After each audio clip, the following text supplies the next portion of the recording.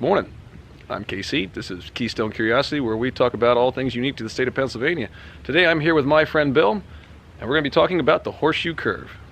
Welcome to Keystone Curiosity, where we explore the life, land, and culture of my beloved home state. Pennsylvania has something to offer everyone, and is living proof that the world is a beautiful place. You just need to take the time to find it. Located just outside of Altoona, the Horseshoe Curve is a 3-track railroad curve on the Pittsburgh line of what was originally the Pennsylvania Railroad. In the 1840s, the Pennsylvania Railroad began looking to replace the aging Allegheny Portage Railroad to the south. This led to surveys being taken, searching for a route through the Allegheny Mountains.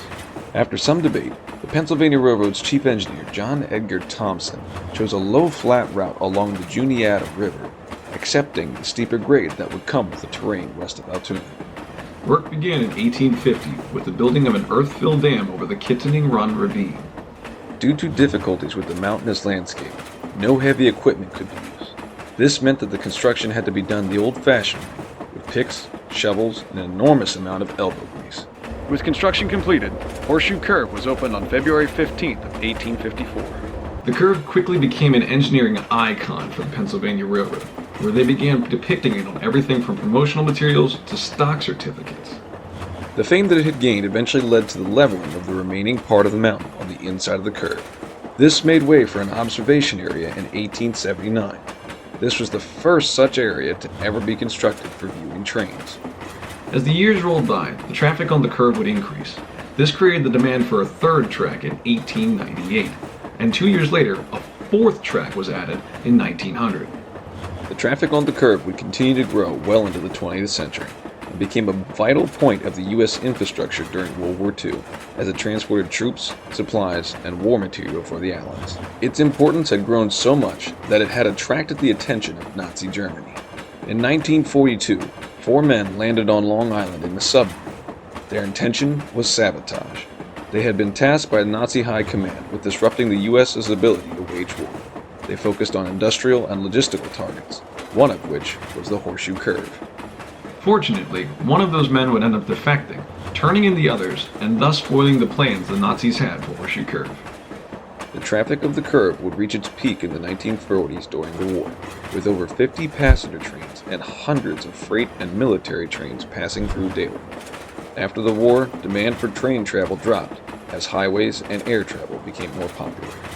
Though the need for the curve decreased, its historical significance did not. Horseshoe Curve was made a National Historic Landmark and placed on the National Register of Historic Places in 1966. It was later designated as a National Historic Civil Engineering Landmark in 2004. The observation area of the Horseshoe Curve would receive an update in 1990.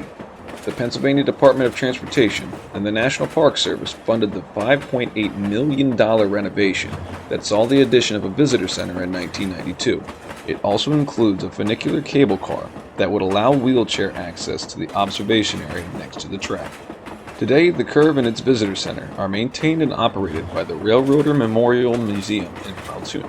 First opened in 1980, the museum would later relocate to the Pennsylvania Railroad's former Master Mechanics Building here in 1998. The museum aims at preserving the history of the railroad through Altoona, as well as the stories of the Pennsylvanians who worked the rails.